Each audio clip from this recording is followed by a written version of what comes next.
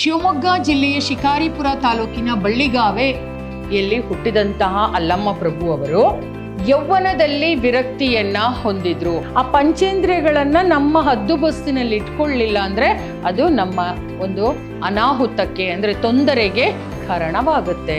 ತನ್ನ ಮನಸ್ಸಿನಲ್ಲಿ ಶುದ್ಧವಾದ ಭಕ್ತಿ ಇದ್ರೆ ಅವನು ಶಿವಭಕ್ತ. ಅವನು ಲಿಂಗವನ್ನ ಧರಿಸದೇ ಇರಲಿ.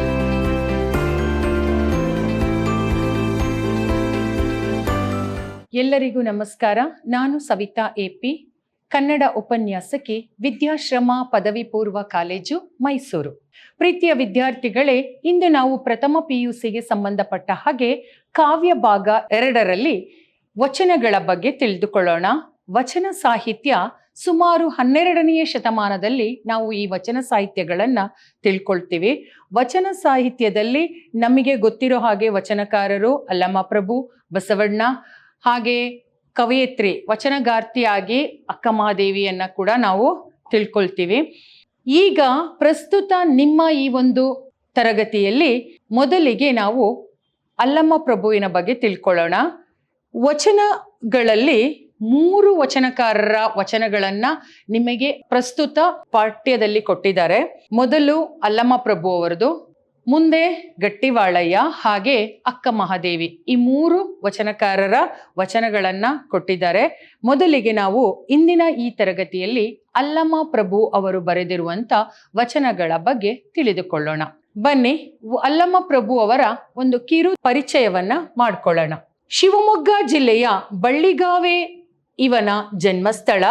ಯೌವನದಲ್ಲಿಯೇ ವಿರಕ್ತಿಯತ್ತ ಮುಖ ಮಾಡಿ ಬನವಾಸಿಯ ಮಧುಕೇಶ್ವರ ದೇವಾಲಯದಲ್ಲಿ ಮದ್ದಳೆ ಬಾರಿಸುವ ಸೇವೆ ಮಾಡುತ್ತಿದ್ದನು. ಶಿವಮೊಗ್ಗ ಜಿಲ್ಲೆಯ ಶಿಕಾರಿಪುರ ತಾಲೂಕಿನ ಬಳ್ಳಿಗಾವೆಯಲ್ಲಿ ಹುಟ್ಟಿದಂತಹ ಅಲ್ಲಮ್ಮ ಪ್ರಭು ಅವರು ಯೌವನದಲ್ಲಿ ವಿರಕ್ತಿಯನ್ನ ಹೊಂದಿದ್ರು. ಅಂದ್ರೆ ಜೀವನದಲ್ಲಿ ತುಂಬಾ ಒಂದು ಚಿಕ್ಕ ವಯಸ್ಸಿನಲ್ಲೇ ವಿರಕ್ತಿಯನ್ನ, ಅಂದ್ರೆ ಬದುಕಿನಲ್ಲಿ ಈ ಒಂದು ಸುಖ ಏನಿದೆ ಅಥವಾ ಮದುವೆ ಈ ತರ ಸಂಸಾರದ ಒಂದು ಬಂಧನವೇ ಬೇಡ ಅಂತ ಅದನ್ನೆಲ್ಲ ಬಿಟ್ಟು ಅವರು ಏನ್ ಮಾಡಿದ್ರು, ವಿರಕ್ತಿಯನ್ನ ಹೊಂದಿ ಅವರು ಸನ್ಯಾಸಿ ತರ, ಅಂದ್ರೆ ಯಾವುದೇ ಏನು ಬೇಡ, ನನಗೆ ಸಂಸಾರ ಎಂಬ ಬಂಧನವೇ ಬೇಡ ಅಂತ ಹೇಳಿ ಅವರು ಬನವಾಸಿಯ ಮಧುಕೇಶ್ವರ ದೇವಾಲಯದಲ್ಲಿ ಮದ್ದಳೆ ಬಾರಿಸುವ ಸೇವೆ ಮಾಡುತ್ತಿದ್ದರು. ಮದ್ದಳೆ ಮ್ಯೂಸಿಕ್, ಸಂಗೀತದ ಒಂದು ಕೆಲಸವನ್ನ ಮಾಡಿಕೊಂಡು ಅವರ ಒಂದು ಜೀವನವನ್ನ ಆ ದೇವಾಲಯದಲ್ಲೇ ಕಳೀತಾ ಇದ್ರು.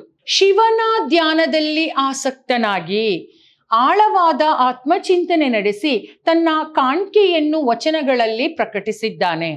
ತನಗೆ ಏನು ಅನುಭವ ಆಗಿದೆ ಅಥವಾ ತನಗೇನು ಗೊತ್ತಿದೆ ಅದನ್ನ ವಚನಗಳಲ್ಲಿ ಪ್ರಕಟಿಸ್ತಾ ಇದ್ರು. ಶಿವನ ಧ್ಯಾನ, ಅವರಿಗೆ ಶಿವ ಧ್ಯಾನ, ಶಿವಭಕ್ತಿ ಮುಖ್ಯವಾಗಿ ನಮಗೆ ಅವರ ವಚನಗಳಲ್ಲಿ ಕಂಡು ಬರುತ್ತೆ. ಅನುಭವ ಮಂಟಪದ ಅಧ್ಯಕ್ಷರಾಗಿದ್ರು ಇವರು.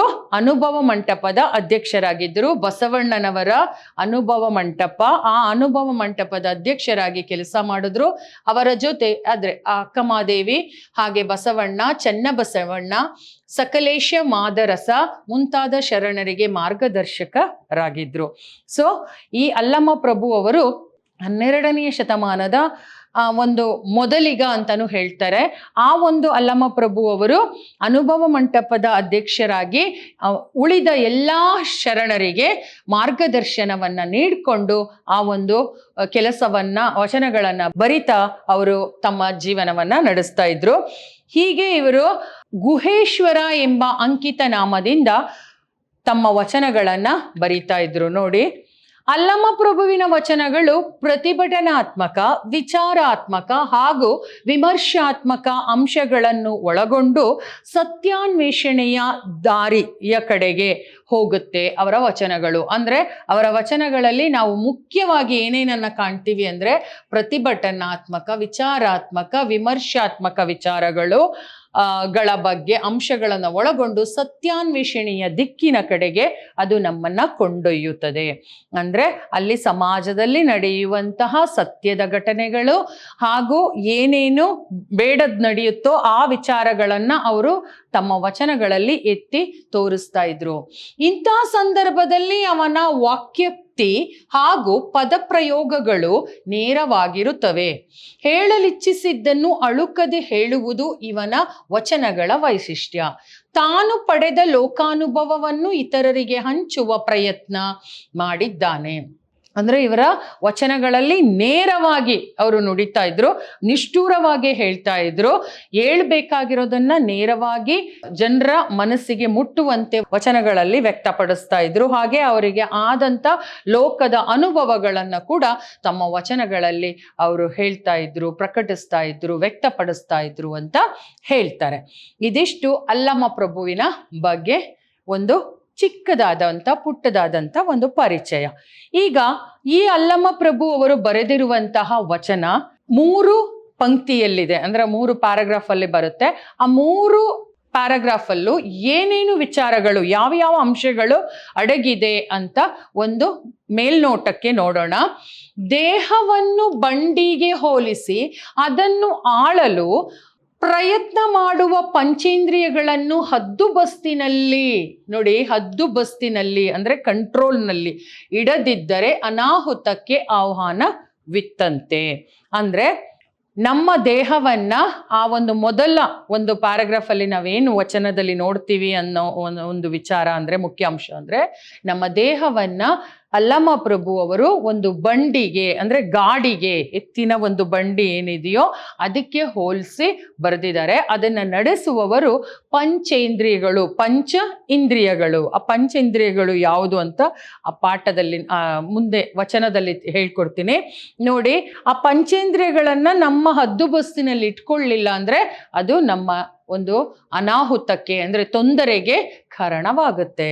ನೆಕ್ಸ್ಟ್ ಪ್ಯಾರಾಗ್ರಾಫ್ ಅಲ್ಲಿ ಆಡಂಬರದ ಹಾಗೂ ಯಾಂತ್ರಿಕ ಭಕ್ತಿಯನ್ನ ಪ್ರಶ್ನಿಸುವ ಮನೋಭಾವನೆಯ ಜೊತೆಗೆ ಶರಣ ಮತ್ತು ಆರಾಧನೆಯ ನಡುವಿನ ವ್ಯತ್ಯಾಸವನ್ನ ಖಂಡಿಸುವ ಪ್ರವೃತ್ತಿ. ಅಂದ್ರೆ ಅಲ್ಲಿ ಯಾಂತ್ರಿಕವಾದಂಥ ಭಕ್ತಿ ಮತ್ತೆ ಆಡಂಬರಿಕ ಅಂದ್ರೆ ಡಾಂಬೀಕೃತ ಅಂದ್ರೆ ಒಂಥರ ಭಕ್ತಿಯೇ ಇಲ್ಲ, ಸುಮ್ಮನೆ ಮೇಲ್ನೋಟಕ್ಕೆ ಭಕ್ತನಾಗಿ ನಟಿಸುವಂತಹ ಒಂದು ಭಕ್ತಿಯ ಬಗ್ಗೆ ಅವರು ನೇರವಾಗಿ ಹೇಳ್ತಾ ಇದ್ದಾರೆ. ನಡುವಿನ ವ್ಯತ್ಯಾಸವನ್ನ ತೋರಿಸ್ತಾ ಇದ್ದಾರೆ. ಆಡಂಬರದ ಭಕ್ತಿ ಮತ್ತು ಯಾಂತ್ರಿಕ ಭಕ್ತಿಯ ನಡುವಿನ ಒಂದು ವ್ಯತ್ಯಾಸ, ಅದನ್ನ ನಾವು ಹೇಗೆ ಏನು ಅಂತ ಹೇಳ್ತಾ ಇದ್ದಾರೆ. ದೇವರನ್ನೇ ಪ್ರಶ್ನಿಸುವ ಹಾಗೂ ನಾನೇ ದೇವರೆನ್ನುವ ಧೈರ್ಯ ಇವನ ವಚನಗಳಲ್ಲಿ ಕಂಡು ಬರ್ತದೆ. ಅಂದ್ರೆ ಇಲ್ಲಿ ನೇರವಾಗಿ ಅವರು ಬರೀ ಸಮಾಜಕ್ಕೆ ಮಾತ್ರ ಹೇಳ್ತಾ ಇರಲಿಲ್ಲ, ನೇರವಾಗಿ ದೇವರಿಗೂ ಕೂಡ ಅವರು ಪ್ರಶ್ನಿಸ್ತಾ ಇದ್ರು. ನೇರವಾಗಿ ಹೇಳ್ತಾರೆ, ನೀನು ದೇವರಲ್ಲ ನಾನು ದೇವರು ಅಂತ ಹೇಳ್ತಾ ಇದ್ದಾರೆ. ಹಾಗಾದ್ರೆ ಇದಕ್ಕೇನ್ ಕಾರಣ ಅಂತ ವಚನದಲ್ಲಿ ತಿಳ್ಕೊಳ್ಳೋಣ. ಮುಂದೆ ನೋಡಿ, ಈ ವಚನದ ಒಂದು ಪುಟ್ಟದಾದ ಆಶಯ ಏನಿದೆ ಅಂದ್ರೆ, ಹಾಸಿಗೆ ಇದ್ದಷ್ಟು ಕಾಲು ಚಾಚಬೇಕೆಂಬುದು ನಮ್ಮ ಪಾರಂಪರಿಕ ನಂಬಿಕೆ ಅಲ್ವಾ. ಈ ಸಮಾಜದಲ್ಲಿ ಅಂದ್ರೆ ಒಂದು ಗಾದೆ ಮಾತದು, ಹಾಸಿಗೆ ಇದ್ದಷ್ಟು ಕಾಲು ಚಾಚು. ಅಂದ್ರೆ ನಿನ್ನ ಹತ್ರ ಎಷ್ಟಿದೆಯೋ ಅಷ್ಟೇ ಖರ್ಚು ಮಾಡು, ಅಥವಾ ನಿನ್ಗೆ ಬದುಕು ಹೇಗೆ ನಡೆಸಬೇಕು ಅಂತ ಈ ನಿನ್ನ ಒಂದು ಕೆಪಾಸಿಟಿ ಇದೆಯೋ ಹಾಗೆ ನಡೆಸು. ಅದಕ್ಕಿಂತ ಹೆಚ್ಚಿನದು ಮಾಡ್ಲಿಕ್ಕೆ ಹೋದ್ರೆ, ಈಗ ನಮಗೆ ಅತಿ ಆಸೆ ಗತಿಗೇಡು ಅನ್ನೋ ತರ ನಾವು ನಮ್ಮ ಹತ್ರ ಎಷ್ಟು ಸಂಪಾದನೆ ಇದೆಯೋ ಅಷ್ಟರಲ್ಲಿ ನಾವು ಜೀವನವನ್ನ ಬದುಕನ್ನ ನಿಭಾಯಿಸ್ಬೇಕು. ಅದಕ್ಕಿಂತ ಹೆಚ್ಚಿನದು ನಾವು ಆಸೆ ಪಟ್ಟರೆ ಏನಾಗುತ್ತೆ, ಅದು ಸಾಲಕ್ಕೆ ಹೋಗುತ್ತೆ. ಸಾಲ ಏನಾಗುತ್ತೆ, ಅದು ಬಡ್ಡಿಗೆ ತಿರುಗುತ್ತೆ, ನಮ್ಮ ಬದುಕು ಕೂಡ ಹಾಳಾಗುತ್ತೆ. ಅದಕ್ಕೆ ಹೇಳ್ತಾರೆ ಹಾಸಿಗೆ ಇದ್ದಷ್ಟು ಕಾಲು ಚಾಚು. ಹಾಸಿಗೆ ಎಷ್ಟಿರುತ್ತೋ ಅಷ್ಟುದ್ದ ಕಾಲು ಚಾಚು, ಅದಕ್ಕಿಂತ ಜಾಸ್ತಿ ಮಾಡಬಾರ್ದು ಅನ್ನುವ ಒಂದು ವಾಡಿಕೆಯ ಮಾತಿದೆ, ನಂಬಿಕೆ ಇದೆ. ಆಧುನಿಕ ಜೀವನ ಶೈಲಿ ಮಹತ್ವಾಕಾಂಕ್ಷೆಯಿಂದ ಕೂಡಿದೆ. ಹೊರ ಜಗತ್ತಿಗೆ ಮನುಷ್ಯ ತನ್ನನ್ನು ತೋರಿಸಿಕೊಳ್ಳುವ ಕ್ರಮಕ್ಕಿಂತಲೂ ಅವನ ಒಳಗೂ ವಿಭಿನ್ನ ಅನ್ನ ಕೊಡುವವನು ಪ್ರತ್ಯಕ್ಷ ದೈವ ಅಂತ ಹೇಳ್ತಿದ್ದಾರೆ. ಅಂದ್ರೆ ಇಲ್ಲಿ ಪ್ರತ್ಯಕ್ಷ ದೈವ ಯಾರು ಅಂದ್ರೆ, ನಾವು ಫೋಟೋದಲ್ಲಿ ನೋಡೋದು ಅಥವಾ ಗುಡಿಯಲ್ಲಿ ನೋಡೋ ದೇವರಿಗಿಂತ ನಮ್ಮ ಕಷ್ಟ ಕಾಲದಲ್ಲಿ ಅನ್ನ ಅಂದ್ರೆ ಹೊಟ್ಟೆ ಹಸ್ದಿರುವಾಗ ಅನ್ನ, ಬಾಯಾರಿಕೆ ಆದಾಗ ನೀರು ಕೊಟ್ಟು ನಮ್ಮನ್ನ ನೋಡಿಕೊಳ್ಳುವಂಥವರೇ ದೇವರು ಅಂತ ಹೇಳ್ತಾ ಇದ್ದಾರೆ. ಹೀಗೆ ಅವರು ಈಗಿನ ಪ್ರಸ್ತುತ ಜೀವನ ಶೈಲಿ ಹೇಗಿದೆ ಅಂದ್ರೆ, ಮಹತ್ವಾಕಾಂಕ್ಷೆಗಳು ಜಾಸ್ತಿ ಇದೆ. ಹಾಸಿಗೆಗಿಂತ ಜಾಸ್ತಿಯೇ ಹೆಚ್ಚಿನ ಒಂದು ಆಸೆಯನ್ನ ಪಡ್ಕೊಂಡು ಜನರು ತಮ್ಮ ಜೀವನವನ್ನ ಹಾಳು ಮಾಡ್ಕೋತಾ ಇದ್ದಾರೆ. ಅದೆಲ್ಲ ಬೇಡ ಅನ್ನುವಂತ ಒಂದು ವಿಚಾರವನ್ನ ಇಲ್ಲಿ ಹೇಳ್ತಾ ಇದ್ದಾರೆ. ಈಗ ಮುಂದೆ ವಚನಕ್ಕೆ ನೇರವಾಗಿ ಹೋಗೋಣ ಬನ್ನಿ.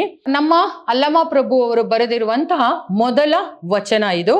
1ನೆಯ ವಚನ, ಕಾಲುಗಳೆಂಬವು ಗಾಲಿ ಕಂಡಯ್ಯ, ದೇಹವೆಂಬುದು ತುಂಬಿದ ಬಂಡಿ ಕಂಡಯ್ಯ. ಬಂಡಿಯ ಹೊಡೆವ ವರೈವರು ಮಾನಿಸರು, ಒಬ್ಬರಿಗೊಬ್ಬರು ಸಮವಿಲ್ಲಯ್ಯ. ಅದರಿಚ್ಛೆಯ ನರಿದು ಹೊಡೆಯದಿರ್ದಡೆ, ಅದರಚ್ಚು ಮುರಿಯಿತು ಗುಹೇಶ್ವರ. ಗುಹೇಶ್ವರ ಅನ್ನೋದು ನಮ್ಮ ಅಲ್ಲಮ ಪ್ರಭುವವರ ಅಂಕಿತ ನಾಮ. ನೆನಪಿಟ್ಕೊಳ್ಳಿ. ಬಸವಣ್ಣನವರು ಕೂಡಲ ಸಂಗಮ ದೇವ ಅಂತ ಇಟ್ಕೊಂಡಿರ್ತಾರೆ.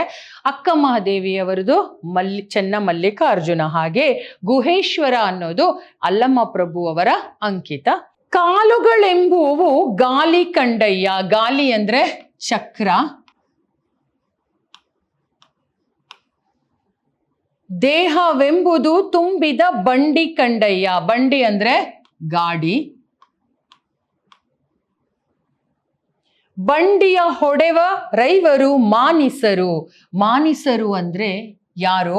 ಪಂಚೇಂದ್ರಿಯಗಳು. ಐವರು ಮಾನಿಸರು ಅಂದ್ರೆ ಪಂಚೇಂದ್ರಿಯಗಳು. ಪಂಚ ಇಂದ್ರಿಯಗಳು ಅಂದ್ರೆ 5 ಇಂದ್ರಗಳು, ಅಂಗಗಳು. ಯಾವುದೆಲ್ಲ? ಕಣ್ಣು, ಮೂಗು, ನಾಲಿಗೆ, ಕಿವಿ, ಚರ್ಮ. ಕಣ್ಣು, ಮೂಗು, ನಾಲಿಗೆ, ಕಿವಿ, ಚರ್ಮ. ಈ 5 ಇಂದ್ರಿಯಗಳು ನಮ್ಮ ಒಂದು ಬಂಡಿಯನ್ನ ಮಾನಿಸರು ಅಂತ ಅವರನ್ನ ಹೇಳ್ತೀವಿ. ಅವರು ಹೇಳ್ತಿದ್ದಾರೆ ಬಂಡಿಯನ್ನ ಹೊಡೆಯುವವರು. ಒಬ್ಬರಿಗೊಬ್ಬರು ಸಮವಿಲ್ಲಯ್ಯ. ಒಬ್ಬರಿಗೊಬ್ಬರು ಸಮವಿಲ್ಲಯ್ಯ. ಕಣ್ಣು ಏನ್ ಬಯಸುತ್ತೆ? ಕಣ್ಣು ಸುಂದರವಾದಂತಹ ಒಂದು ವಿಚಾರವನ್ನ, ದೃಶ್ಯವನ್ನ ಬಯಸುತ್ತೆ ನೋಡ್ಬೇಕು ಅಂತ. ಕಿವಿ ಏನ್ ಬಯಸುತ್ತೆ?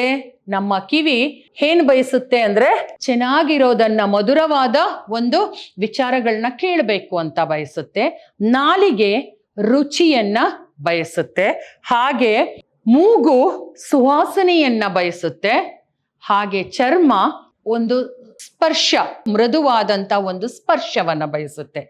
ಈಗ ಕಣ್ಣು ಬಯಸಿದ್ದು ಕಿವಿ ಬಯಸಲ್ಲ, ಕಿವಿ ಬಯಸಿದ್ದು ಮೂಗು ಬಯಸಲ್ಲ, ಮೂಗು ಬಯಸಿದ್ದು ನಾಲಿಗೆ ಬಯಸಲ್ಲ, ನಾಲಿಗೆ ಬಯಸಿದ್ದು ಚರ್ಮ ಬಯಸಲ್ಲ. ಆಗ ಏನಾಗುತ್ತೆ? ಎಲ್ರು ಬೇರೆ ಬೇರೆ ಡೈರೆಕ್ಷನ್ ಅಲ್ಲಿ, ದಿಕ್ಕಲ್ಲಿ ಹೋಗ್ತಿದ್ದಾರೆ. ಆ ಒಂದು ದಿಕ್ಕಲ್ಲಿ ಹೋಗ್ತಾ ಹೋಗ್ತಾ ಅವ್ರ ಪಾಡಿಗೆ ಬಿಟ್ರೆ ಏನಾಗುತ್ತೆ? ನಮ್ಮ ದೇಹ ಏನಾಗುತ್ತೆ? ಹಾಳಾಗುತ್ತೆ. ಈಗ ನಾಲಿಗೆ ಏನ್ ಬಯಸುತ್ತೆ? ತುಂಬಾ ರುಚಿಯಾಗಿರೋದು, ಟೇಸ್ಟಿಯಾಗಿರುವಂತ ಫುಡ್ಗಳನ್ನ, ಆಹಾರಗಳನ್ನ ಬಯಸುತ್ತೆ. ಅದು ತಿನ್ಬೇಕು, ಇದು ತಿನ್ಬೇಕು, ಹಾಗೆ ಹೀಗೆ ಬೇಕು ಅಂತ ತಿಂದು ತಿಂದು ತಿಂದು ಏನಾಗುತ್ತೆ? ಹೊಟ್ಟೆ ಹಾಳಾಗುತ್ತೆ. ಕಣ್ಣು ಅದು ನೋಡ್ಬೇಕು, ಇದು ನೋಡ್ಬೇಕು, ಅಲ್ಲಿ ನೋಡ್ಬೇಕು, ಇದು ನೋಡ್ಬೇಕು, ಟಿವಿ ನೋಡ್ಬೇಕು, ಮೊಬೈಲ್ ನೋಡ್ಬೇಕು, ಅದು ಇದು ಅಂತ ಹೇಳಿ ಕಣ್ಣು ಹಾಳಾಗುತ್ತೆ, ದೃಷ್ಟಿ ಹೋಗುತ್ತೆ. ಇದರಿಂದ ದೇಹಕ್ಕೆ ಏನಾಗುತ್ತೆ? ಪ್ರಾಬ್ಲಮ್ ಆಗುತ್ತೆ. ಮೂಗು ಸುವಾಸನೆಯನ್ನ ಹಿಡ್ಕೊಂಡು ಹೋಗ್ತಾ ಹೋಗ್ತಾ ಹೋಗ್ತಾ ಏನಾಗುತ್ತೆ? ಉಸಿರು ಸರಿಯಾದ ಒಂದು ಪ್ರಮಾಣದಲ್ಲಿ ಉಸಿರು ದೇಹದೊಳಗಡೆ ಹೋಗದೆ ಉಸಿರು ನಿಂತೋಗುತ್ತೆ. ಕಿವಿ ಬೇಡದನ್ನ ಕೇಳೋದು, ಆ ಥರ ವಿಚಾರಗಳನ್ನ ಮಾಡ್ತಾ ಹೋದ್ರೆ ಏನಾಗುತ್ತೆ? ದೇಹಕ್ಕೂ ಕೂಡ ಅದರಿಂದ ಪ್ರಾಬ್ಲಮ್ ಆಗುತ್ತೆ. ಸ್ಪರ್ಶದಿಂದ, ಚರ್ಮದಿಂದಲೂ ಕೂಡ ಅದರ ಒಂದು ಪಾಡಿಗೆ ಅದನ್ನ ಬಿಟ್ರೆ ಅದು ಏನಾಗುತ್ತೆ? ನಮ್ಮ ಒಂದು ಕಂಟ್ರೋಲಲ್ಲಿ ಇರೋದಾಗುತ್ತೆ. ಈ ಒಂದು ಅಲ್ಲಮ ಪ್ರಭುಗಳು ಈ ಪಂಚೇಂದ್ರಿಯಗಳನ್ನ ಗಾಡಿ ಓಡಿಸ್ಲಿಕ್ಕೆ ನಮ್ಮ ಯಾಕೆ ಬಿಟ್ಟಿದ್ದಾರೆ? ಹಾಗಾದ್ರೆ ಗಾಡಿ ಏನು? ನಾ ಮೊದಲೇ ಹೇಳಿದೆ, ಕಾಲುಗಳೆಂಬವು ಗಾಲಿ ಕಂಡಯ್ಯ. ನಮ್ಮ ಕಾಲುಗಳೇನಿದೆ, ಈ ಕಾಲುಗಳು ಕಾಣ್ತಿದೆಯಲ್ಲ, ಇದು ಗಾಡಿಯ ಚಕ್ರ. ಹಾಗೆ ದೇಹವೆಂಬುದು ತುಂಬಿದ ಬಂಡಿ ಕಂಡಯ್ಯ. ಆ ದೇಹ ಎಂಬುದೇನಿದೆ ಒಂದು ಬಂಡಿ. ಬಂಡಿ ಅಂದ್ರೆ ಗಾಡಿ. ಈ ದೇಹ ಏನಿದೆ ಅದು ಒಂದು ಗಾಡಿಗೆ ಹೋಲಿಸಿದ್ದಾರೆ. ಅದಕ್ಕೆ ಚಕ್ರ ಯಾವುದು? ನಮ್ಮ 2 ಕಾಲುಗಳು ಚಕ್ರ. 2 ಚಕ್ರ ಅಂದ್ರೆ ನಮ್ಮ ದೇಹದ ಬಂಡಿಗೆ 2 ಕಾಲುಗಳು. ಅಂದ್ರೆ ನಡೆದಾಡ್ಲಿಕ್ಕೆ ಬೇಕಾಗುವಂಥದ್ದು. ಈಗ ಚಕ್ರ ಇದ್ರೆ ತಾನೇ ಆ ಬಂಡಿ ಓಡೋದು.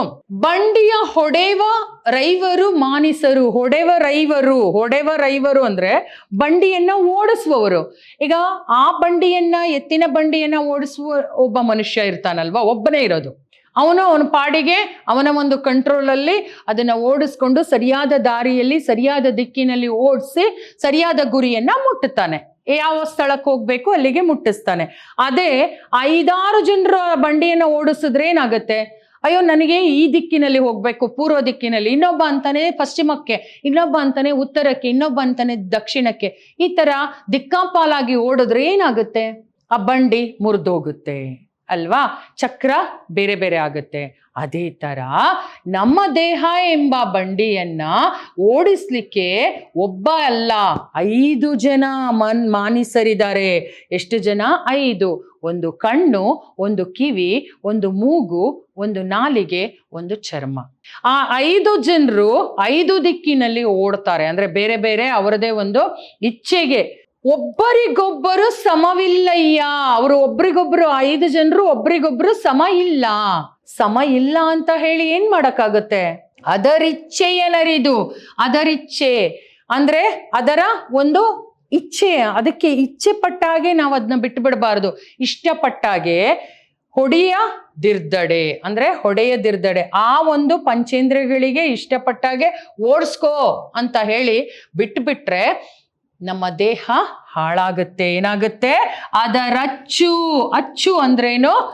ಅದರ ಭಾಗ. ಅದರ ಭಾಗ ಮುರಿದೋಗುತ್ತೆ. ಮುರಿಯಿತು ಗುಹೇಶ್ವರ. ಅರ್ಥ ಆಯ್ತಾ? ನೋಡಿ, ಕಾಲುಗಳು ಎಂಬುದು ಚಕ್ರದಂತೆ ಗಾಲಿ ಕಂಡಯ್ಯ, ದೇಹವೆಂಬುದು ಒಂದು ಬಂಡಿ ಕಂಡಯ್ಯ. ಬಂಡಿಯ ಹೊಡೆಯುವವರು 5 ಜನ ಮಾನಿಸರು, ಒಬ್ಬರಿಗೊಬ್ಬರು ಸಮವಿಲ್ಲ ಅವರು. ಅದರಿಚ್ಛೆಯ ನರಿದು ಹೊಡೆಯದಿರ್ದಡೆ ಅಂದ್ರೆ ಅವುಗಳ ಇಚ್ಛೆಯನ್ನ ನಮ್ಮ ಒಂದು ಕಂಟ್ರೋಲ್ ಅಲ್ಲಿ ಇಟ್ಕೊಂಡು, ನಮ್ಮ ಒಂದು ಹದ್ದುಬಸ್ತಿನಲ್ಲಿ ಇಟ್ಕೊಂಡು ನಡೆಸಿದ್ರೆ ನಮ್ಮ ದೇಹ ಏನಾಗುತ್ತೆ? ಸರಿಯಾಗಿರುತ್ತೆ. ಇಲ್ಲ ಅಂದ್ರೆ ಏನಾಗುತ್ತೆ? ಅದರಚ್ಚು ಮುರಿಯಿತು, ಅದರ ಭಾಗ ಮುರಿದೋಗುತ್ತೆ. ನೋಡಿ, ಅದರ ಭಾಗ ಈಗ ಒಂದು ಚಕ್ರ ಮುರಿದೋದ್ರೆ ಅಥವಾ ಒಂದು ಗಾಡಿಯ ಒಂದು ಸೈಡೇ ಮುರಿದೋದ್ರೆ ಗಾಡಿ ಓಡ್ಸಕ್ಕಾಗತ್ತಾ? ಇಲ್ಲ. ಹಾಗೆ ಕೂಡ ನಮ್ಮ ದೇಹ ಎಂಬ ಬಂಡಿಯನ್ನ ಓಡಿಸ್ಲಿಕ್ಕೆ ಇರುವಂತ 5 ಜನ ಮಾನಿಸರೇನಿದ್ದಾರೆ, ಕಣ್ಣು, ಮೂಗು, ನಾಲಿಗೆ, ಕಿವಿ, ಚರ್ಮ, ಇವುಗಳನ್ನ ಸರಿಯಾದ ದಾರಿಯಲ್ಲಿ ನಾವು ಸರಿಯಾಗಿ ಅದನ್ನ ಕಂಟ್ರೋಲ್ ಮಾಡಿಕೊಂಡು ನಡೆಸ್ಕೊಂಡು ಹೋಗ್ಲಿಕ್ಕೆ ಬಿಟ್ರೆ ನಾವು ಸರಿಯಾಗಿ ನಮ್ಮ ದೇಹವನ್ನ ಆರೋಗ್ಯವಾಗಿ ನಮ್ಮ ದೇಹವನ್ನ ಇಟ್ಕೋಬಹುದು. ಇಲ್ಲ ಅಂದ್ರೆ ಅದರ ಭಾಗ ಮುರಿಯುತ್ತೆ, ನಮ್ಮ ದೇಹ ಹಾಳಾಗುತ್ತೆ, ನಮ್ಮ ದೇಹದ ಸ್ಥಿತಿ, ಆರೋಗ್ಯದ ಸ್ಥಿತಿ ಹಾಳಾಗುತ್ತೆ, ನಾವು ಹಾಳಾಗ್ತೀವಿ. ಇದಕ್ಕೋಸ್ಕರ ಈ ಒಂದು ಬಂಡಿಯನ್ನ ಹೋಲಿಸಿ ಈ ಒಂದು ಅಲ್ಲಮ ಪ್ರಭು ಅವರು ಈ ಒಂದು ವಚನದಲ್ಲಿ ಹೇಳಿದ್ದಾರೆ. ಮುಂದೆ ನೋಡೋಣ, 2ನೆಯ ವಚನಕ್ಕೆ ಹೋಗೋಣ. ಈಗ ಬನ್ನಿ, 2ನೆಯ ವಚನದಲ್ಲಿ ಏನು ಹೇಳಿದ್ದಾರೆ ಅಂತ. 2ನೆಯ ವಚನದಲ್ಲಿ ಏನು ಹೇಳಿದ್ದಾರೆ? ಹೊಟ್ಟೆಯ ಮೇಲೆ ಕಟ್ಟೋಗರದ ಮೊಟ್ಟೆಯ ಕಟ್ಟಿದಡೇನು ಹಸಿವು ಹೋವುದೇ, ಅಂಗದ ಮೇಲೆ ಲಿಂಗ ಸ್ವಾಯತ್ತವಾದಡೇನು ಭಕ್ತನಾಗಬಲ್ಲನೆ, ಇಟ್ಟ ಕಲ್ಲು ಮೆಳೆಯ ಮೇಲೆ ಸಿಲುಕಿದಡೆ ಆ ಕಲ್ಲು ಲಿಂಗವೇ, ಆ ಮಳೆ ಭಕ್ತನೇ ಇಟ್ಟಾತ ಗುರುವೆ, ಇಂತಪ್ಪವರ ಕಂಡಡೆ ನಾಚುವೆನಯ್ಯ ಗುಹೇಶ್ವರ. ಇನ್ನೊಂದ್ಸಲ ಓದ್ತೀನಿ ನೋಡಿ. ಹೊಟ್ಟೆಯ ಮೇಲೆ ಕಟ್ಟೋಗರದ ಮೊಟ್ಟೆಯ ಕಟ್ಟಿದಡೇನು ಹಸಿವು ಹೋವುದೇ, ಅಂಗದ ಮೇಲೆ ಲಿಂಗ ಸ್ವಾಯತ್ತವಾದಡೇನು ಭಕ್ತನಾಗಬಲ್ಲನೆ, ಇಟ್ಟ ಕಲ್ಲು ಮೆಳೆಯ ಮೇಲೆ ಸಿಲುಕಿದಡೆ ಆ ಕಲ್ಲು ಲಿಂಗವೇ, ಆ ಮೆಳೆ ಭಕ್ತನೇ ಇಟ್ಟಾತ ಗುರುವೆ, ಇಂತಪ್ಪವರ ಕಂಡಡೆ ನಾಚುವೆನಯ್ಯ ಗುಹೇಶ್ವರ. 2ನೇ ಒಂದು ಪ್ಯಾರಾಗ್ರಾಫ್ ಅಲ್ಲಿ ಅವ್ರು ಏನು ಹೇಳ್ತಿದ್ದಾರೆ ಅಂದ್ರೆ, ಹೊಟ್ಟೆಯ ಮೇಲೆ ಕಟ್ಟೋಗರದ ಮೊಟ್ಟೆಯ ಕಟ್ಟಿದಡೇನು ಹಸಿವು ಓಹುದೇ. ಇಲ್ಲಿ ನೋಡಿ, ಓಗರ ಅಂದ್ರೆ ಅನ್ನ, ಓಗರ ಅಂದ್ರೆ ಹೊಟ್ಟೆಯ ಮೇಲೆ ಕಟ್ಟೋಗರದ, ಇಲ್ಲಿ ನೋಡಿ ಓಗರ ಅಂತ ಬರುತ್ತೆ. ಓಗರದ ಮೊಟ್ಟೆಯ ಕಟ್ಟಿದಡೇನು, ಮೂಟೆ ಅಂದ್ರೆ ಒಂದು ಅನ್ನ ತುಂಬಿರುವಂತಹ ಒಂದು ಚಿತ್ರದಲ್ಲಿ ಕಾಣ್ತಾ ಇರೋ ಹಾಗೆ ಒಂದು ಪಾಟ್, ಒಂದು ಹಂಡೆಯನ್ನ ಕಟ್ಕೊಂಡ್ರೆ ಅಥವಾ ಬಟ್ಟೆಯನ್ನ ಕಟ್ಕೊಂಡ್ರೆ ಅಥವಾ ಒಂದು ಚೀಲವನ್ನೇ ಕಟ್ಕೊಂಡ್ರೆ ಹೊರಗಡೆಯಿಂದ ನಮ್ಮ ಹಸಿವು ಏನಾದ್ರೂ ಹೋಗುತ್ತಾ? ಇಲ್ಲ ಅಲ್ವಾ? ಹಸಿದವನಿಗೆ ಏನ್ ಬೇಕು? ಅನ್ನ ಬೇಕು. ಆ ಹೊತ್ತಿಗೆ ನಮಗೆ ಒಂಚೂರು ಅನ್ನ ಬೇಕು. ಅದು ಬಿಟ್ಟು ಹಸಿದಿರುವ ವ್ಯಕ್ತಿಯ ಮುಂದೆ ಬೇಕಾದಷ್ಟು ಭಕ್ಷ್ಯ ಭೋಜ್ಯವನ್ನ ಇಟ್ಟು ಕೂತ್ಕೊಂಡ್ರೆ ಏನಾದ್ರೂ ಉಪಯೋಗ ಇದೆಯಾ ಅಂತ ಕೇಳ್ತಿದ್ದಾರೆ. ಎಷ್ಟು ಚೆನ್ನಾಗಿ ಹೇಳ್ತಿದ್ದಾರೆ ಅಂದ್ರೆ, ಹಸಿದ ಅವನ ಹೊಟ್ಟೆಯ ಮೇಲೆ ಈ ತರ ಒಂದು ಅನ್ನದ ಒಂದು ಮಡಕೆಯನ್ನೇ ಕಟ್ಕೊಂಡ್ರೆ ಹಸಿವು, ಒಳಗಡೆ ಇರೋ ಹಸಿವೇನಾದ್ರೂ ಹೋಗುತ್ತಾ? ಇಲ್ಲ. ಅಂಗದ ಮೇಲೆ ಲಿಂಗ ಸ್ವಾಯತ್ತವಾದಡೇನು ಭಕ್ತನಾಗಬಲ್ಲನೆ. ಅಂಗದ ಮೇಲೆ ಅಂದ್ರೆ ದೇಹದ ಅಲ್ಲಿ ಲಿಂಗವನ್ನ ಕಟ್ಕೊಂಡಿದ್ದ ಮಾತ್ರಕ್ಕೆ ಅವನೇನು ಶಿವಭಕ್ತನಾಗ್ಬಿಡ್ತಾನಾ? ಇಟ್ಟ ಕಲ್ಲು ಮೆಳೆಯ ಮೇಲೆ ಸಿಲುಕಿದಡೇನು ಆ ಕಲ್ಲು ಲಿಂಗವೇ ಆ ಮೆಳೆ ಭಕ್ತನೇ ಆ ಇಟ್ಟಾತ ಗುರುವೇ. ಅಂದ್ರೆ ದೇಹದ ಅಲ್ಲಿ ಧರಿಸುವಂತ ಲಿಂಗವನ್ನ ಧರಿಸ್ಕೊಂಡ್ಬಿಟ್ರೆ ಅವನು ಶಿವಭಕ್ತ ಅನ್ನಿಸ್ಕೊಳ್ಳಲ್ಲ. ಹಾಗಾದ್ರೆ ಏನ್ ಶಿವಭಕ್ತ ಅನ್ನಿಸ್ಕೊಂಡ್ಬೇಕಾದ್ರೆ ಏನಾಗ್ಬೇಕು? ತನ್ನ ಮನಸ್ಸಿನಿಂದ ಶುದ್ಧವಾಗಿ ಭಕ್ತಿ ಇರ್ಬೇಕು ಅವನಲ್ಲಿ ತನ್ನ ಮನಸ್ಸಿನಲ್ಲಿ ಶುದ್ಧವಾದ ಭಕ್ತಿ ಇದ್ರೆ ಅವನು ಶಿವಭಕ್ತ. ಅವನು ಲಿಂಗವನ್ನ ಧರಿಸದೇ ಇರಲಿ, ತನ್ನ ದೇಹದಲ್ಲಿ ಲಿಂಗವನ್ನ ಕಟ್ಕೊಂಡ್ರು ಅವನಲ್ಲಿ ಏನಿರ್ಬೇಕು? ಭಕ್ತಿ ಅನ್ನೋದಿರ್ಬೇಕು, ಶುದ್ಧವಾದ ಭಕ್ತಿ ಇರಬೇಕು. ಅದು ಬಿಟ್ಟು ಬರೀ ಲಿಂಗವನ್ನ ಧರಿಸ್ಕೊಂಡ್ರೆ ಅವನು ನಿಜವಾದ ಭಕ್ತ ಅನ್ನಿಸ್ಕೊಳ್ಳಲ್ಲ ಅಂತ ಅಲ್ಲಮ ಪ್ರಭು ಹೇಳ್ತಿದ್ದಾರೆ. ಹಾಗೆ ಅವ್ರು ಹೇಳ್ತಿದ್ದಾರೆ, ಮೇಳೆಯ ಮೇಲೆ ಒಂದು ಪೊದೆ, ಮೇಳೆ ಅಂದ್ರೆ ಏನು? ಪೊದೆ. ಆ ಪೊದೆಯ ಮೇಲೆ, ಪೊದೆ ಅಂದ್ರೆ ಗಿಡಗಳು ಗುಂಪು ಗುಂಪಾಗಿ ಗುಡ್ಡೆಯಾಗಿರುತ್ತಲ್ಲ, ಆ ಒಂದು ಪೊದೆಯ ಮೇಲೆ ಒಂದು ಲಿಂಗ, ಒಂದು ಲಿಂಗವನ್ನ ಹಾಕ್ಬಿಟ್ರೆ ಅಲ್ಲಿ ಶಿವಭಕ್ತಿ ಉಂಟಾಗುತ್ತಾ? ಆ ಕಲ್ಲು ಲಿಂಗವಾಗುತ್ತಾ? ಅಂದ್ರೆ ಆ ಒಂದು ಪೊದೆಯ ಮೇಲೆ ಒಂದು ಕಲ್ಲನ್ನು ಹಾಕಿದ್ರೆ ಅದು ಲಿಂಗ ಆಗುತ್ತಾ? ಅಥವಾ ಆ ಮೆಳೆ ಭಕ್ತನೇ, ಆ ಪೊದೆ ಭಕ್ತನಾಗ್ತಾನ? ಅದರ ಹಾಕಿದವನು ಗುರುವಾಗ್ತಾನ? ಸೊ ಇಲ್ಲಿ ಅರ್ಥ ಮಾಡ್ಕೊಳ್ಳಿ, ಏನ್ ಹೇಳ್ತಿದ್ದಾರೆ ಅಂದ್ರೆ, ಈ ಒಂದು ವಚನದಲ್ಲಿ ಏನ್ ಹೇಳ್ತಿದ್ದಾರೆ ಅಂದ್ರೆ, ಭಕ್ತ ಅನ್ನುವವನು ಬರೀ ವೇಷ ತೊಟ್ಕೊಂಡು ಸುತ್ತಿದ್ರೆ ಸಾಲದು. ಭಕ್ತ ಅನ್ನುವವನಲ್ಲಿ ಏನಿರ್ಬೇಕು? ಮನಸ್ಸಿನಲ್ಲಿ ಭಕ್ತಿ ಇರಬೇಕು. ಅದು ಬಿಟ್ಟು ಅವನನ್ನ ಸುಮ್ಮನೆ ನಾನು ಭಕ್ತ, ನಾನು ಶಿವಲಿಂಗವನ್ನ ಧರಿಸ್ಬಿಟ್ಟಿದ್ದೀನಿ, ನನ್ನಲ್ಲಿ ಶಿವ ಇದ್ದಾನೆ ಅಂತ ಅಂದ್ರೆ ಆಗಲ್ಲ. ಅಥವಾ ಎಲ್ಲಾ ತರದ ಭಕ್ಷ್ಯ ಭೋಜ್ಯಗಳನ್ನ ಇಟ್ಬಿಟ್ಟು ಹಸಿದವನನ್ನ ಅದ್ರ ಮುಂದೆ ಕೂರಿಸ್ಬಿಟ್ರೆ ಸುಮ್ಮನೆ ಕೂತ್ಕೋ ಅಂತ ಹೇಳಿದ್ರೆ ಆಗುತ್ತಾ? ಹೊಟ್ಟೆ ಅವನ ಹಸಿವು ಹೋಗುತ್ತಾ? ಹೋಗಲ್ಲ. ಅಥವಾ ಒಂದು ಪೊದೆಯ ಮೇಲೆ ಒಂದು ಕಲ್ಲನ್ನ ಎಸ್ಬಿಟ್ಟು ಅದು ಲಿಂಗ ಅಂತ ಹೇಳಿದ್ರೆ ಅದು ಲಿಂಗ ಅಂತ ಅನ್ಸ್ಕೊಳ್ಳುತ್ತಾ? ಇಲ್ಲ. ಆ ಲಿಂಗವನ್ನ ಹಾಕಿದವನು ಗುರು ಅಂತ ಅನ್ನಿಸ್ಕೊಳ್ತಾನ? ಇಲ್ಲ. ಅಂದ್ರೆ ಅವ್ರವ್ರದೇ ಆದಂತಹ ಒಂದು ಜಾಗಕ್ಕೆ ಅವ್ರದೇ ಆದಂತಹ ಒಂದು ವ್ಯಕ್ತಿತ್ವ ಇರುತ್ತೆ. ಆ ಒಂದು ವ್ಯಕ್ತಿತ್ವ ಅವರಿಗೆ ಬೇಕು ಅಂತ ಇಲ್ಲಿ ಹೇಳ್ತಿದ್ದಾರೆ. ಇಲ್ಲಿ ಏನ್ ಹೇಳ್ತಿದ್ದಾರೆ ಅಂದ್ರೆ, ಹೊಟ್ಟೆ ಹಸ್ದಿರೋನಿಗೆ ಊಟ ಹಾಕ್ಬೇಕು. ಹಾಗೆ ಲಿಂಗ ಧರಿಸ್ಕೊಂಡ್ರೆ ಅವನಲ್ಲಿ ನಿಜವಾದ ಒಂದು ಭಕ್ತಿ ಇರಬೇಕು. ಅದು ಬಿಟ್ಟು ವೇಷ ತೊಟ್ಕೊಳ್ಳೋದು, ಈಗ ಸನ್ಯಾಸಿಗಳಾಗಿ ವೇಷ ತೊಟ್ಕೊಳ್ಳೋದು, ಆದ್ರೆ ಅವರಲ್ಲಿ ಬೇಡದ ಒಂದು ಮನಸ್ಸಿನಲ್ಲಿ ಬೇಡದ ಒಂದು ಕೆಟ್ಟ ಆಲೋಚನೆಗಳನ್ನೆಲ್ಲ ತುಂಬಿಕೊಂಡ್ರೆ ಅವನು ನಿಜವಾಗಿ ಭಕ್ತ ಅಥವಾ ಸನ್ಯಾಸಿ ಆಗ್ಲಿಕ್ಕೆ ಸಾಧ್ಯ ಇಲ್ಲ.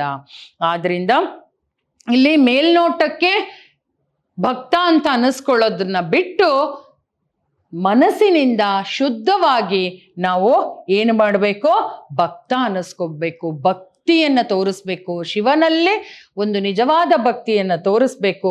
ಒಂದು ಡಾಂಬಿಕವಾದಂತ ಭಕ್ತಿಯನ್ನ ಅವ್ರು ಏನು ಹೇಳ್ತಿದ್ದಾರೆ ಅಂದ್ರೆ, ಆಡಂಬರಕ್ಕೆ ಅಥವಾ ವೇಷಭೂಷಣದಿಂದ ತೋರಿಸುವಂತ ಭಕ್ತಿಯನ್ನ ನೋಡಿದಾಗ ಇಂತಪ್ಪವರ ಕಂಡಡೆ ನಾಚುವೆನಯ್ಯ, ಅಂದ್ರೆ ನಾಚಿಕೆ ಆಗತ್ತೆ ನನಗೆ ಅಂತ ಭಕ್ತರನ್ನ ನೋಡಿದಾಗ.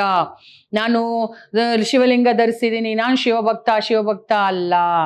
ಅವನ ಮನಸ್ಸಿನೊಳಗೆ ಅವನು ಶಿವಭಕ್ತನಾಗ್ಬೇಕು ಅನ್ನೋದನ್ನ ಅಲ್ಲಮ ಪ್ರಭು ಅವರು ಹೇಳ್ತಾರೆ. ಅಲ್ಲಮ ಪ್ರಭು ಅವರು ಏನ್ ಹೇಳ್ತಾ ಇದ್ದಾರೆ ಅಂದ್ರೆ, ಒಬ್ಬ ಹಸಿದವನು ಬಂದಿದ್ದಾನೆ ಅಂದ್ರೆ ಅವನಿಗೆ ಭಕ್ಷ್ಯ ಭೋಜನ ಕೊಡಬೇಡ, ನೀನು ಒಂದು ಅನ್ನ ಒಂದು ಕೊಟ್ಟು ಅವನ ಹಸಿವನ್ನು ನೀಗಿಸು, ಅಷ್ಟೇ ಸಾಕು. ಅದು ಬಿಟ್ಟು ಬೇಕಾದಷ್ಟು ಆಹಾರಗಳನ್ನ ಇಟ್ಬಿಟ್ಟು ಅವನನ್ನ ಅದರ ಮುಂದೆ ಕೂರಿಸಿದ್ರೆ ಏನು ಆಗಲ್ಲ, ಹಸಿವು ಹೋಗಲ್ಲ. ಹಾಗೆ ಶಿವಲಿಂಗವನ್ನ ಧರಿಸಿದ ಮಾತ್ರಕ್ಕೆ ಅವನು ಶಿವಭಕ್ತನಾಗಲ್ಲ.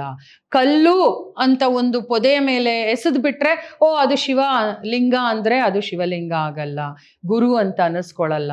ಸೊ ಇದೆಲ್ಲ ಆಗ್ಬೇಕು. ಇದನ್ನೆಲ್ಲ ಇಂಥ ಒಂದು ಬೂಟಾಟಿಕೆಯ ಒಂದು ಭಕ್ತಿಯನ್ನ ನೋಡಿದಾಗ ನನಗೆ ಏನಾಗುತ್ತೆ? ನನಗೆ ನಾಚಿಕೆ ಆಗುತ್ತೆ ಅಂತ ಅಲ್ಲಮ ಪ್ರಭು ಅವರು ಈ ಒಂದು ಆಡಂಬರಿಕೆಯ ಒಂದು ಡಾಂಬರಿಕ ನಡವಳಿಕೆಯ ಒಂದು ಭಕ್ತಿಯನ್ನ ಅವರು ಏನಂತ ಹೇಳ್ತಿದ್ದಾರೆ, ಅದನ್ನು ನೋಡಿದಾಗ ನನಗೆ ನಾಚಿಕೆ ಆಗುತ್ತೆ, ನನಗೇನೆ ಒಂಥರ ಅಸಹ್ಯ ಆಗುತ್ತೆ.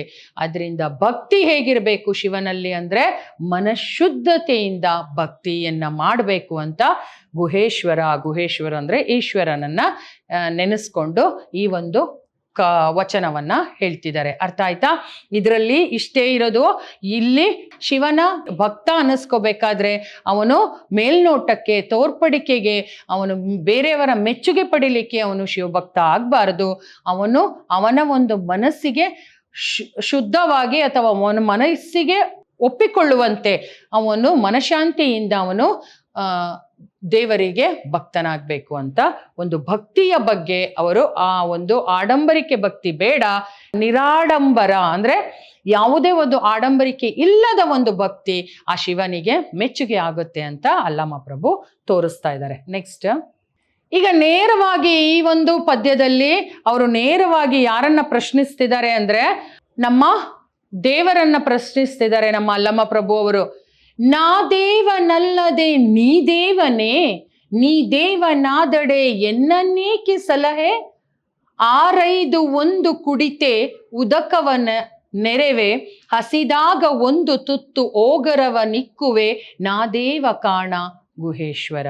ಸೊ ಮೂರನೇ ಒಂದು ಪ್ಯಾರಾಗ್ರಾಫ್ ಅಲ್ಲಿ ಏನ್ ಹೇಳ್ತಿದ್ದಾರೆ ಅಂದ್ರೆ, ನಾ ದೇವನಲ್ಲದೆ ನೀ ದೇವನೇ, ನೀ ದೇವನಾದಡೆ ಎನ್ನನೇಕೆ ಸಲಹೆ, ಆರೈದು ಒಂದು ಕುಡಿತೆ ಉದಕವ ನೆರೆವೆ, ಹಸಿದಾಗ ಒಂದು ತುತ್ತು ಓಗರವ ನಿಕ್ಕುವೆ, ನಾ ದೇವ ಕಾಣ ಗುಹೇಶ್ವರ.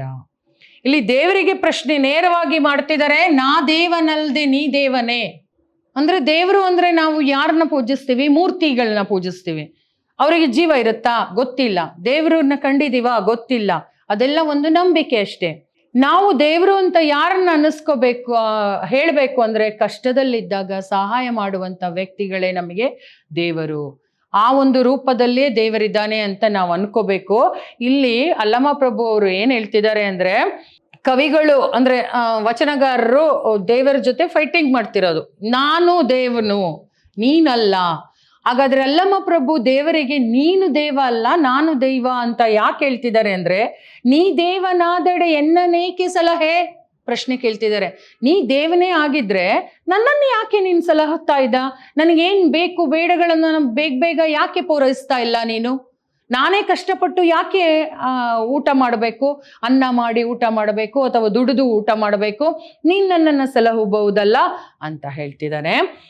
ಆರೈದು ಒಂದು ಕುಡಿತೆ ಉದಕವನ್ ನೆರೆವೆ. ಆರೈದು ಅಂದ್ರೆ ಹುಡುಕಾಡಿ, ಕುಡಿತೆ ಅಂದ್ರೆ ಬೊಗಸೆ, ಕುಡಿತೆ ಅಂದ್ರೆ ಬೊಗಸೆ, ಆರೈದು ಅಂದ್ರೆ ಹುಡುಕಾಡಿ, ಒಂದು ಬೊಗಸೆ ಉದಕವ ನೆರೆವೆ ಅಂದ್ರೆ ಯಾರಿಗೆ ಕುಡಿಲಿಕ್ಕಾಗಿದೆ, ಬಾಯಾರಿಕೆ ಆಗಿದೆ ಅಂತ ನನ್ನ ಹತ್ರ ಬರ್ತಾರೋ ಅವರಿಗೆ ನಾನು ಒಂದು ಬೊಗಸೆಯಷ್ಟು ನಾನು ಏನನ್ನ ಕೊಡ್ತೀನಿ? ನೀರನ್ನ ಕೊಡ್ತೀನಿ. ಹಸಿದಾಗ ಒಂದು ತುತ್ತು ಓಗರ, ಓಗರ ಅಂದ್ರೆ ಏನು? ಅನ್ನ. ಓಗರ ಅಂದ್ರೆ ಏನು? ಅನ್ನವನ್ನ ಇಕ್ಕುವೆ. ತುಂಬಾ ಹೊಟ್ಟೆ ಹಸ್ದಿದ್ಯಪ್ಪ ಅಂತ ನನ್ನ ಹತ್ರ ಬಂದ್ರೆ ನಾನು ಒಂದು ತುತ್ತು ಅನ್ನವನ್ನ ಕೊಡ್ತೀನಿ. ತುಂಬಾ ಬಾಯಾರಿಕೆ ಆಗಿದೆ ಅಂತ ನನ್ನ ಹತ್ರ ಬಂದ್ರೆ ಒಂದು ಬೊಗಸೆಯಷ್ಟು ನೀರನ್ನ ಕುಡಿಲಿಕ್ಕೆ ಕೊಡ್ತೀನಿ. ನಾದೇವ ಕಾಣ ಗುಹೇಶ್ವರ, ನೀನೇನ್ ಕೊಡ್ತೀಯ?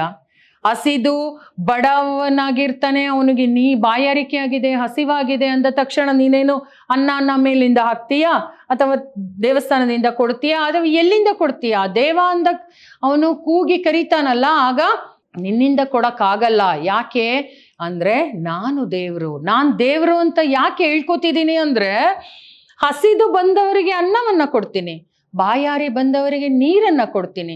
ಈ ಕೆಲಸ ಮಾಡಿದವರು ಮಾತ್ರ ದೇವರು, ಅದು ಬಿಟ್ಟು ಹೆಸರಿಗೆ ಮಾತ್ರ ದೇವರು ಅಂತ ಹೇಳ್ಕೊಳ್ಳೋದಲ್ಲ ಅಂತ ನೇರವಾಗಿ ದೇವರನ್ನ ಅವನು ಪ್ರಶ್ನಿಸ್ತಾ ತನ್ನ ಏನು ದೇವರಾದವನು ಏನೇನ್ ಕೆಲಸ ಮಾಡಬೇಕು ಅದನ್ನ ಇಲ್ಲಿ ತೋರಿಸ್ತಾ ಇದ್ದಾರೆ ನೋಡಿ ಪಿಕ್ಚರಲ್ಲಿ.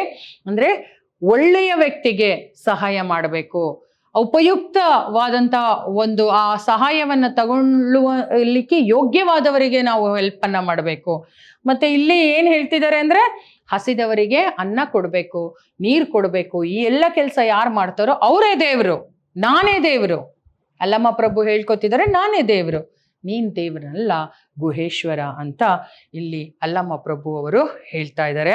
ಒಟ್ಟಾರೆಯಾಗಿ ನಾವಿಲ್ಲಿ ಏನನ್ನ ಕಾಣ್ತೀವಿ ಅಂದ್ರೆ, ಇಲ್ಲಿ ವಚನಕಾರರ ಅಹಂಕಾರ ತೋರಿಸ್ಕೊಳ್ತಾ ಇಲ್ಲ ವಚನಕಾರ, ದುರಹಂಕಾರದಿಂದ ಮಾತಾಡ್ತಾ ಇಲ್ಲ ವಚನಕಾರರು ದೇವರನ್ನ ಪ್ರಶ್ನಿಸುವುದಕ್ಕೆ ಕಾರಣ ಇಷ್ಟೇ, ಏನು ಅಂದ್ರೆ ಕಷ್ಟದಲ್ಲಿರೋರಿಗೆ ಸಹಾಯ ಮಾಡುವವನು ನಿಜವಾದ ದೇವರು ಅಂತ ಇಲ್ಲಿ ಸಮಾಜಕ್ಕೆ ಒಂದು ವಿಚಾರವನ್ನ ಮುಟ್ಟಿಸ್ತಾ ಇದ್ದಾರೆ.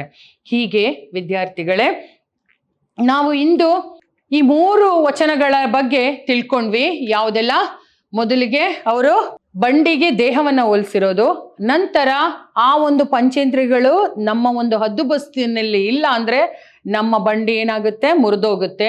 ಹಾಗೆ 2ನೇದರಲ್ಲಿ ಆಡಂಬರಿಕೆಯ ಭಕ್ತಿ, ತೋರ್ಪಡಿಕೆಯ ಭಕ್ತಿ ಬೇಡ, ಅಲ್ಲಿ ಶಿವ ಭಕ್ತ ಅನ್ನಿಸ್ಬೇಕಾದ್ರೆ ಅಲ್ಲಿ ನಿಜವಾದ ಒಂದು ಭಕ್ತಿ ಇರಬೇಕು ಅಂತ ಹೇಳ್ತಿದ್ದಾರೆ. 3ನೇದರಲ್ಲಿ ಏನ್ ಹೇಳ್ತಿದ್ದಾರೆ ಅಂದ್ರೆ, ನಾನೇ ದೈವ, ನಾನೇ ದೇವರು. ಯಾಕೆ ನಾನು ದೇವರು, ನೀನು ದೇವರಲ್ಲ ಅಂದ್ರೆ, ನೀನು ಕಷ್ಟ ಅಂತ ಅಂದ ತಕ್ಷಣ ನೀನು ಅಲ್ಲಿಗೆ ಸಲಗ್ತಾ ಇಲ್ಲ, ಏನನ್ನು ಕೊಡ್ತಾ ಇಲ್ಲ. ಆದ್ರೆ ನಾನು ಬಾಯಾರಿಕೆ ಅಂತ ಬಂದಾಗ ಕುಡಿಲಿಕ್ಕೆ ನೀರು ಕೊಡ್ತೀನಿ, ಹೊಟ್ಟೆ ಹಸಿವು ಅಂತ ಬಂದಾಗ ನಾನು ಅನ್ನ ಹಾಕ್ತೀನಿ.